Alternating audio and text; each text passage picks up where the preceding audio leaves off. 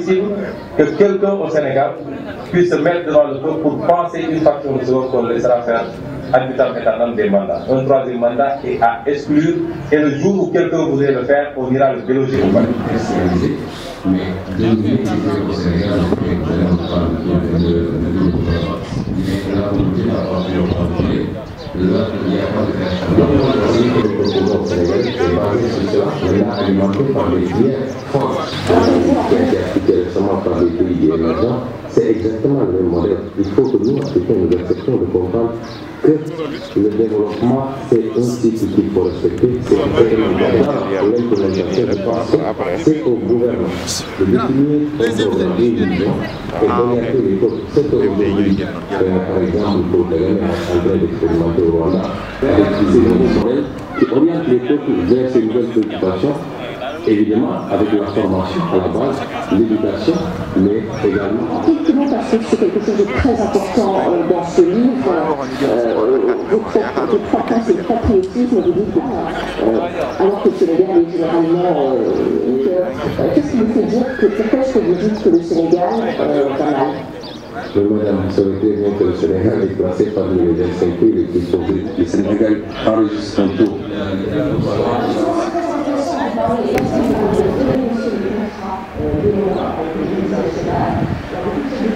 De PASTEF, particulièrement de PASTEF Guédiawaye. Merci monsieur le coordonnateur. ma dellusiwaat encore ci sunu jeunesse bi nga xamante ni tey moo ñu fi dajale ñun ñi ñëpp jeunesse bi nag dama leen di fàttali ne comme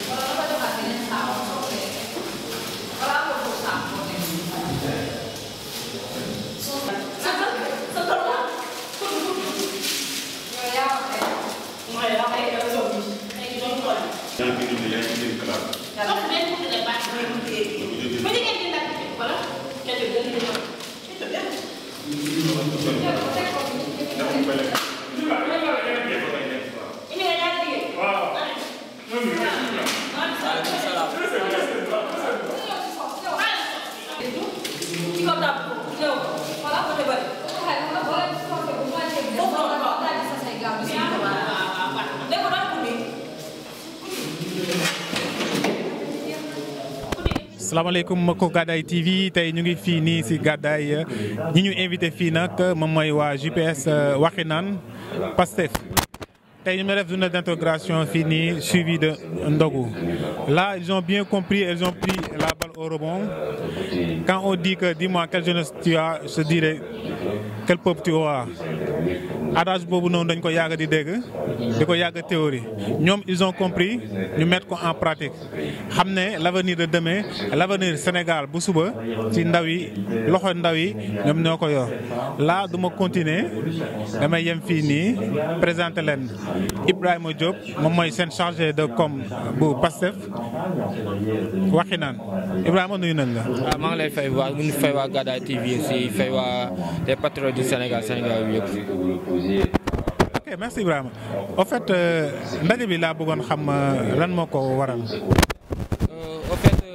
ñun dañoo taxawaloon JPS Wakhinane très récemment comme que koor gi aussi dafa rapproché woon on n'a pas eu l'occasion de dérouler notre programme donc pour intégrer les nouveaux venus mais membres adhérents yi affaire yooyu donc on s'est dit qu'on va organiser une cérémonie boo xam dañ koy tuddee ndogu intégration genre pour mën a dalal les jeunes suñu morom yi ñoo dalal le parti aussi wax leen ni l'esprit du parti les valeurs du parti partager ko ak ñoom aussi doo nekk si mois de solidarité mu mois de Ramadan bi mu loo xam solidarité moo koy caractériser donc on a voulu aussi manquer suñu empreinte si Ramadan bi au-delà de genre conférence ay affaire yooyu dem donc on s'est dit que dañu woo les jeunes daal di leen woon la configuration du parti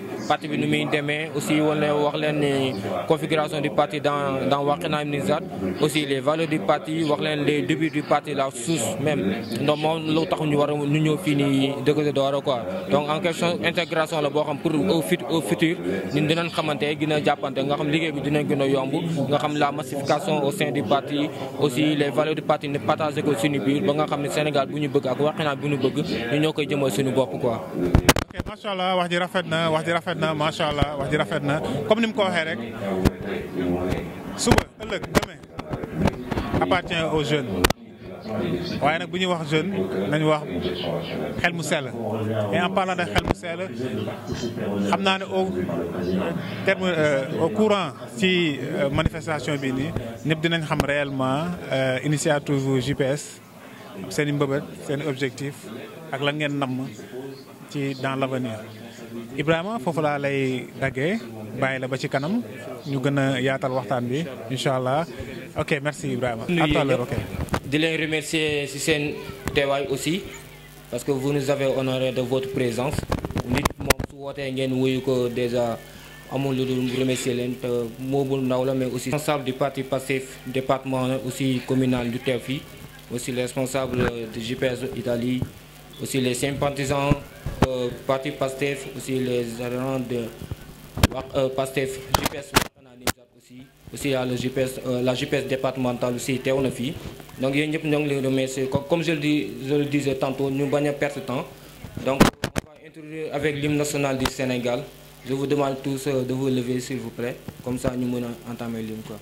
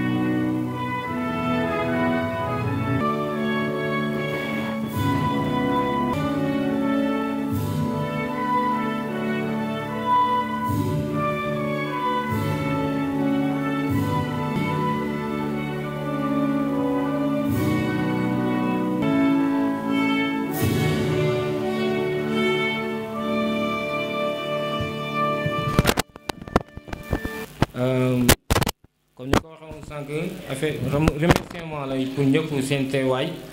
mais aussi comme que ni ngeen ko xamee journée bi dañ ko tuddee journée ndogu intégration pour permettre les jeunes yoo xam ñoom ñoo ñuy doog a relier au niveau de JPS ñu mën a gën a xamante aussi gën a jàppante gën a définir suñu politique de jeunesse si je peux dire comme ça au niveau de Wakhinane Nimzatt aussi mais l'élargir au niveau du département. Donc moo ngi noonu on peut partager aussi le esprit de fraternité et de solidarité nan naan xam daal JPS c'est pour tout le monde, c'est pour tous les jeunes pétris de valeurs républicaines en première mais aussi patriotes. Donc après on va procéder à la présentation du président.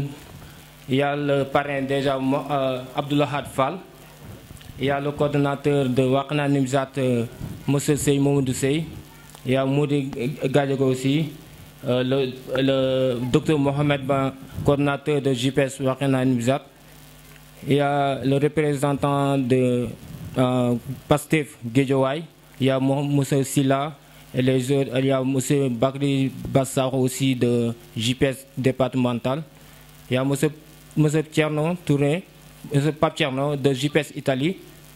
Il y a aussi d'autres représentants. Au fil du temps, il y aura d'autres qui vont venir certainement. Aussi, nous saluons aussi nos chers invités. Nous avons aussi de remercier Saint-Théoï. Donc, on va donner la parole à M. Mohamed Ba, qui est le coordinateur de JPS Wakhinane Nimzatt. Moussa Nessi, parole. kon mën nañ tàmbalee mbir bi ci bismillah ñu ñaan yàlla tamit nu jeexalee ko ci alhamdulilah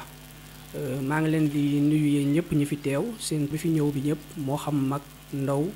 góor ak jigéen maa ngi leen di ziyaar di leen jox seen wàccuwaay ci bés bi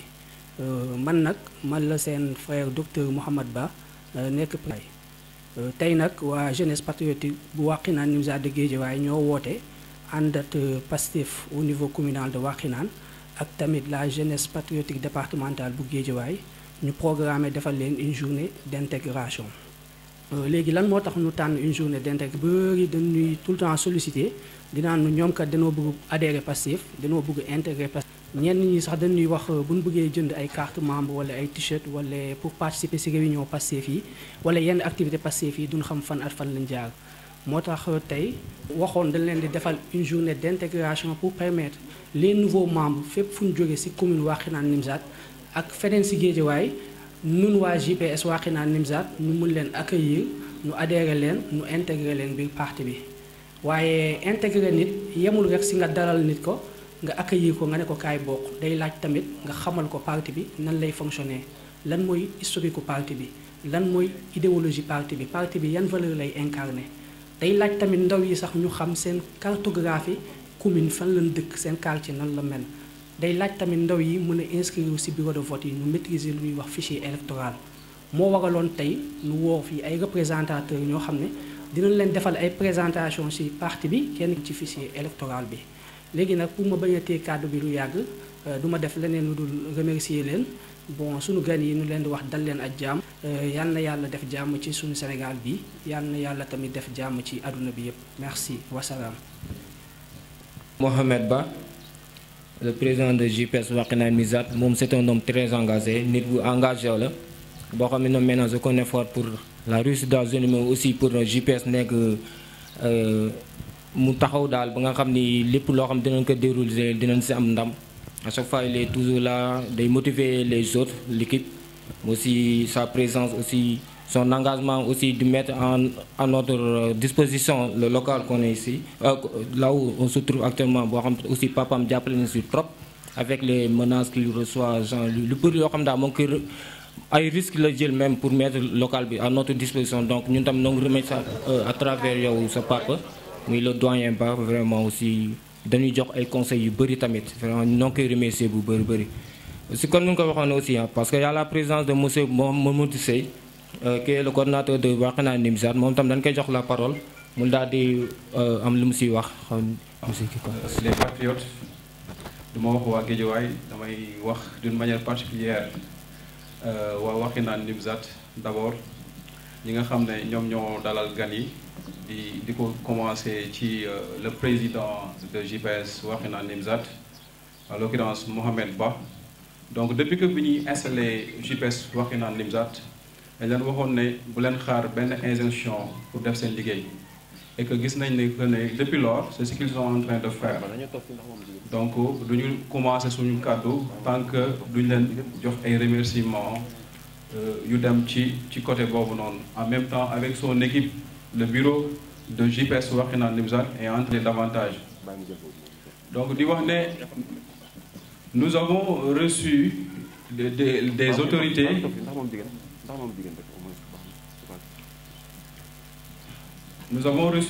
des autorités du département ku mel ni monsieur Koli madame Fatsar moom la ñuy accueillir nii. En même temps aussi nous avons reçu monsieur Toumbu derrière nous mu nekk le cerveau de Pastef Wakhinane Nimzatt.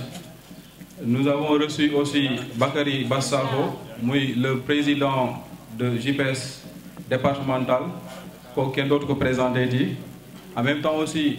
nous avons des invités devant nous et que ces invités là mënuñu lu remercier leen parce que woote maanaam neex na mais wuy si bi moo dàq. Donc du coup duñu def dul di leen remercier d'abord di wax ne maanaam le parrain de cet événement qui est ici à ma gauche muy Abdoulahad Fall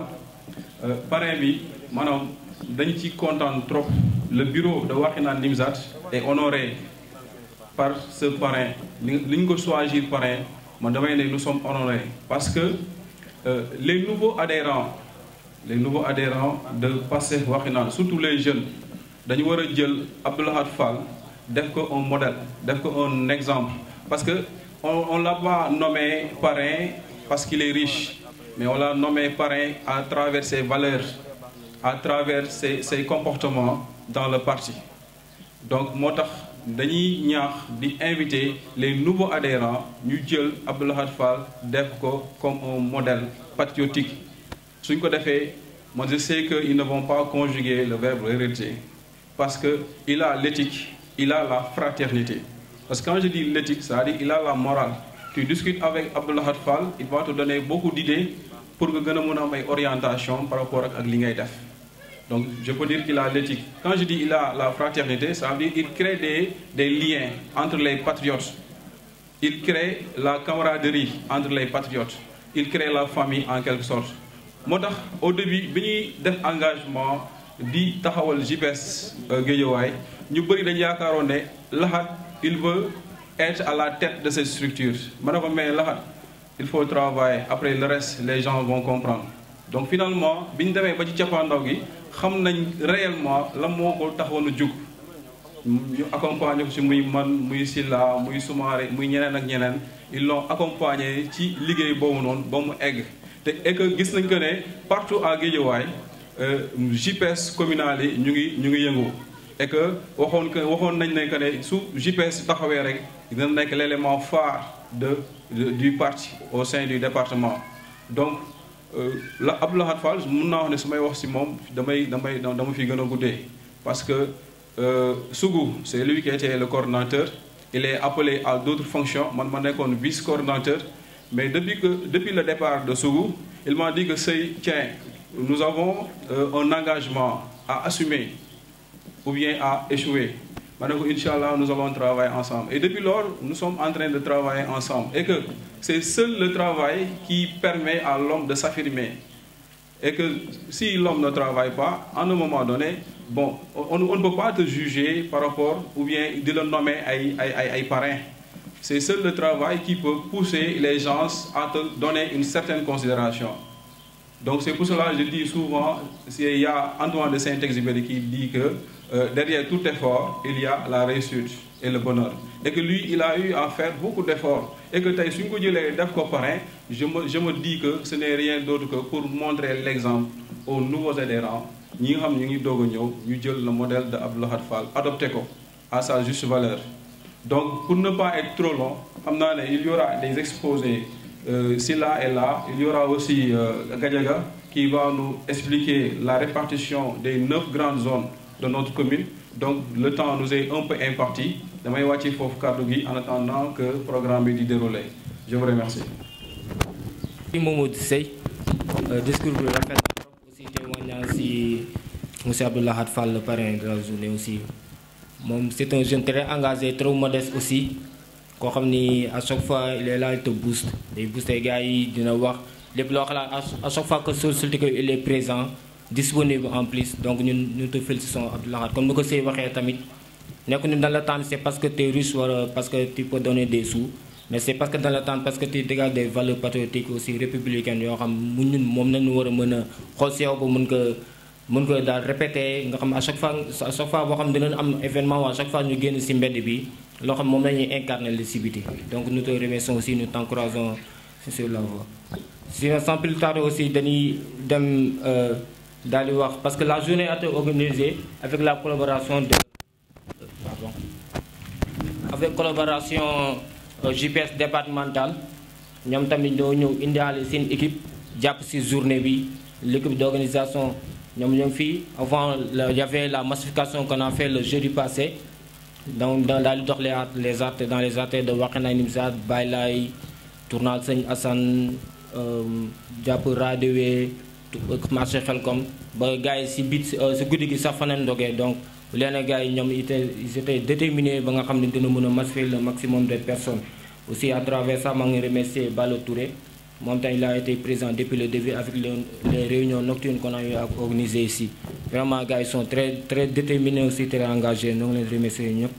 Donc, sans plus tarder, on va introduire M. Bakri Bassaro, qui est le coordinateur de JPS départemental. Je suis M. Sandi. C'est bon. Je suis nuyu ku nekk seen tur ak seen sant di leen jaajëfal bu baax di leen jox seen wàccuwaay maa ngi tudd Bakary Sakho président de la JPS départementale de Guédiawaye yaakaar naa ni tey la journée organisée par la JPS de Wakhinane en collaboration avec la JPS départementale. may commencer rek di remercier l'équipe conduite par le vice-président Balla Touré boo xam ne moom la délégué woon mission pour mu accompagner les frères parce que dans le cadre de nos activités décentralisées que nous voulons mettre en place, il n'existe pas le plus important mooy que ni Guédiawaye pour ñu mun ñu dégg bu baax il faut que ñu faire la jonction de nos forces de dem de rejoindre communes yi képp ku ay ñu renforcer la voilà yaakaar naa ni ça nous allons l'établir et assurer la continuité au fur et à mesure du temps. Il y aura des programmes à mettre en place. Je veux remercier personnellement le président Mohamed Ba, qui est un ami, un frère, qui travaille avec son équipe. Voilà, c'est un travail important qui a été établi. Au-delà de l'effort physique, la disponibilité, il y a l'aspect pécuniaire qui a été fourni. Et nous vous disons merci. Le may wax rek mooy que ni comme je dis ce combat patriotique c'est un combat boo xam ne ñu ngi koy soog a commencé te defaguñ ci dara. Le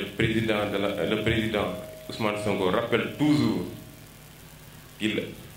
qu'il a la jeunesse. C'est la jeunesse qui doit être au cœur du projet de Pastef.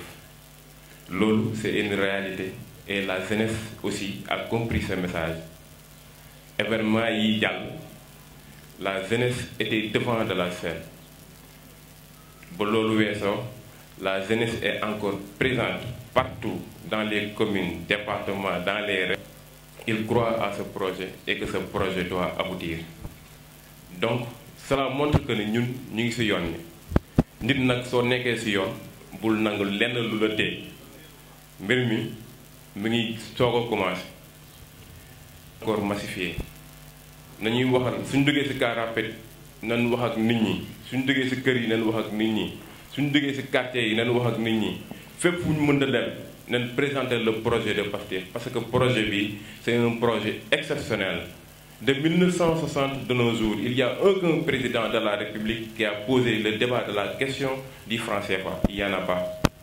Qui a osé indexer les accords de partenariat économique, économie. Il n'y en a pas. Et tant d'autres. En 1960, le Sénégal avait plus de 430 industries.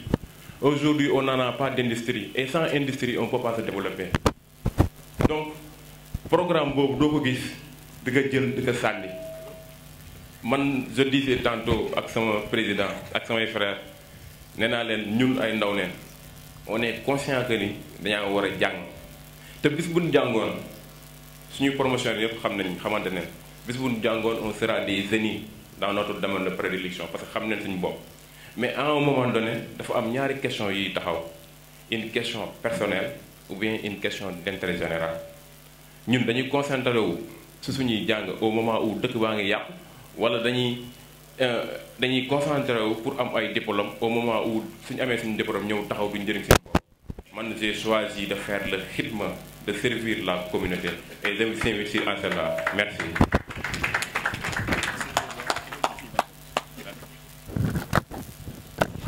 Merci.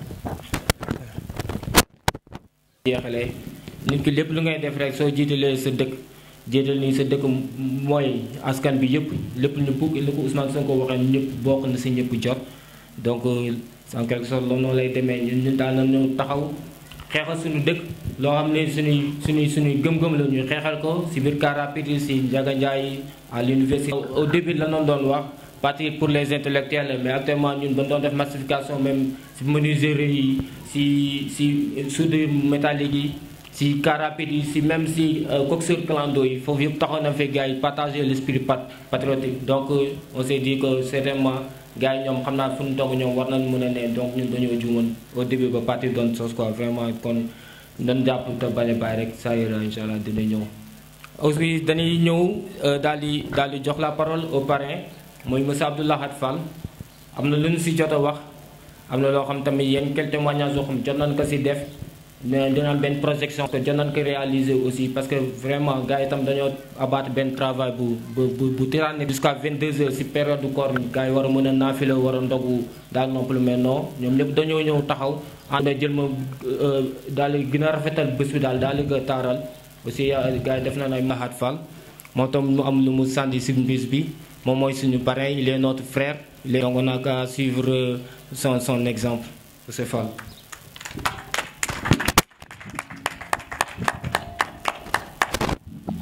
salaamaaleykum maa ngi leen di ziar di leen remercier ci présence bi kontaan nañ trop ci honneur bi parce que pas que c'est ma personne mais je pense que ne lii la parti politique yi soxla muy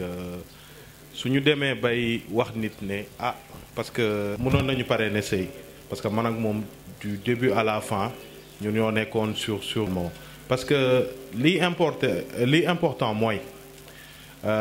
ñeneen ñi yeneen day bëri yeneen yow la parce que derrière kooku def na récupération Pastef nag loolu amu fi parce que ñoom souvent dañuy wax ne ma dang ñuy jàppale wala nag ñuy conseiller ñun ak ñoom ñooy liggéey on fait beaucoup d'échanges parfois ay werante la defee nii moo gën non te nii gën loolu nag suñ demee ba koy def mooy yow du yow yaay jëriñ nit ñi de mais ñoom ñoo lay jëriñ parce que gi nga xam lu bari ci loo xam ne xamu ko woon te ñoom tamit gis nga déggal naa la yombul de c'est pas quelque chose de facile nga wax nit ne ah yow de grand respecté nañ la am na ci ñoo xam ne ñun ñoo bokk même âge xam nga mais nag leen di wax ah su ma sañoon loolu rek honneur boobu rek moo ëpp loo leen munti gis parce que surtout parti Pastef parti boo xam ne nit ki mooy génne xaalisam def ci mooy génne ñaqam def ci moo ciy def xalaatam kooku kenn du ko conditionné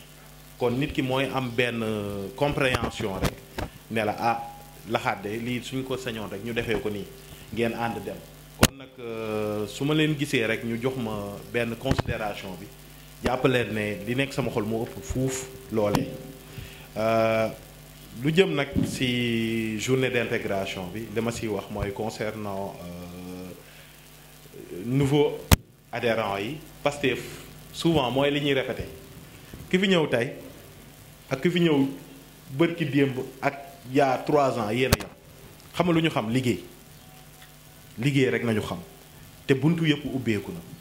on est là pour travailler gis nga amul coordinateur amul président amul leneen gis nga monter bâche su jotee ñëpp a war a summeeku monter bâche ranger su jotee ñëpp a ko war a def parce que Pastef loolu nañu woote te nit nag mënoo di woote nit loolu suñ ko naree def nit ki su amee fulla su ne salaamaaleykum gis la nga nekk ci lu wuteeg ñun lu ñuy def muy le don de soi pour la patrie c'est-à-dire loolu daal jëf jël pour askan bi jël loolu mooy utilité wu Sénégal nuñ ko tuddee parce que suñu nee nit politicien la ka sooy wax bu neex ka mais pourquoi ñu bëgg a dëkkal loolu politique pourquoi yeneen dëkk yi par exemple nga jël beneen dëkk politiciens ñoo développé seen dëkk ba dëkk bi développé ba doon nekk puissance wala mu développé ba émerger wala leneen ak leneen Sénégal fii joxuñu ñu ne politicien bi ah yow de saa waay waxi politicien la campagne su jotee mu ñëw ndax nit ñi jox xaalis jox kii ceeb solal nit ñi tuuti si xam nga ñii sol t-shirt ñu ñëw après moom pare na si kër gi mu dëkkoon si koñ bi kax amaana daf ko luye su paree ñibbi na dem yoonam image politicien boobu nañu ay indexé diw dañ fay fekk loo xam ne dafa nekk loo xam ne tumeur la daf ñu sonal ñu dañ ko bëgg dagg sànni lu ñuy sànni nag mooy lan mooy lépp loo xam ne day doon benn luy tënk Sénégal pour mu dem muy corruption muy defante lu ñaaw politiquement am na ñoo xam ne nii nañuy dajee journée d'intégration ñëpp gis nañ ko ci télé bi mais siège yaa ngi naaw parce que lu ko waral parce que y a des intérêts personnels yu ci rax ñun de Pastef ak ñi ñu bokkal conviction yëpp su fekkee des intérêts personnels moo ñu tax a jóg ñu bàyyi politique parce que soo xoolee sëy rek discours am xaaj bi yëpp xaw ma ñaata laxaat la ci wax parce que nit ki na ngeen di tax ngeen mën a avancer man su may xeex sëy di xeex ci la ci keneen di xeex leneen Sénégal ngeen di xeex ci boppam parce que ku gas fukk ñëw na suul et on veut pas de ça au Sénégal ñun c'est ça le réel système qu'on veut combattre on veut benn Sénégal boo xam ne ñëppay yéenante jàmm ñëppay bëgg lu rafet ñëppay bëgg Sénégal avancé soo rombee ci mbedd bi xeer nga jël ko tegee ko nale pour lan du pour yow de yow gis nga xeer bi mais pour sa morom su ñëwee du ci gaañ ñun nag loolu esprit boobu dañu war a doxee ñun ñëpp maa ngi gërëm ñëpp nag di gërëm a lim juum mais ñun ak ñoom yàgg nañu sama grand yi yàgg nañ trop duma lim incha allah bu Géejawaay bu Sénégal ñëpp parce que jeunes yi jamono ji ñoom ñooy moteuru Pastef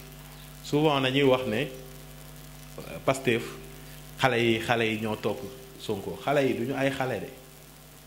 c'est des responsables c'est des étudiants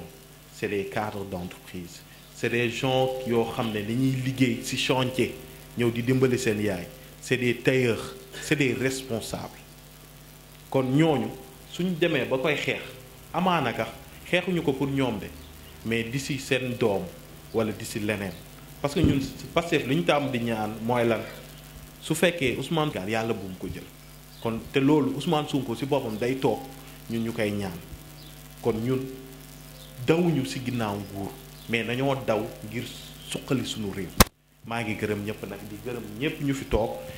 ngeen baal ma nag wax ci booloo dafa xaw a diis ku ma fàtte rek dama ko jéggal di remercier aussi bu baax a baax a baax a baax Mouhamed Ba mais di remercier aussi waajuram bu baax a baax a baax monsieur Falilou Ba Mouhamed Ba nag dafa nekk jeune boo xam ne il est vraiment dynamique très installé mais soo xoolee réactivité ak installation yu muy def nga xam ne kii am na bëgg-bëgg bu mag Bassirou Ndiarème également ils font beaucoup d'activités Papis Sané également Bakary macha allah moom bañ nañ ko ba man ak moom lañuy dàkkantale sama goro xaw ma kan moom may sa borom nga mais fa dëgg yàlla c'est te ñoom ñu def élection yu rafet def élection boo xam ne coordinateurs yi délégués yi ñoom ñëpp a daje voté te loolu politique dafa jafe de ñëw dajale ñoo xam ne bokkuñu yombul de te xëccoo am na ci mais ñi ngay gis ñaar ñu xëccoo ka suñu paree ñoom ñooy kottante waxtaan dem toog ne la di ànd parce que xam nga li leen ñor mooy defar rek ku defar nag ñor nit su ci nekkee da ngay ñëw sotle ko rek mais ñëwoo pour ne comme ça kii la man bokkuma ci loolu tamit c'est la même chose pour nouveau adhérents yi jàpp leen ne Pastef yow yaay Ousmane Sonko foo munti nekk parce que le but est que même Ousmane Sonko su nekkul ci kaw Pastef am na ñeneen ñu ko mën a doxal parce que projet la ñun c'est pas la personne qui nous intéresse c'est très rare nga gis benn parti lan lañuy wax sa mentor ay affaire mentor ñun Pastef gëmuñu loolu xam nga lu ñu gëm ku nekk yow yaay sa responsable. loolu soo ko defee rek yow da ngay jàpp ne yow Pastef su baaxee yow la su bonee yow la. ñu jàpp ne ubbil nañ leen buntu yépp lu ñu xamul ci Pastef ku ñu approché fii dinañ ko intégrer commission boo mënti bëgg accéder tamit ci Pastef mooy instance bi nga bëgg tamit gi nga fa dugg parce que ñun xam nga lu ñu xam ku ne damaa ñëw pour liggéey maa ngi gërëm ñëpp nag.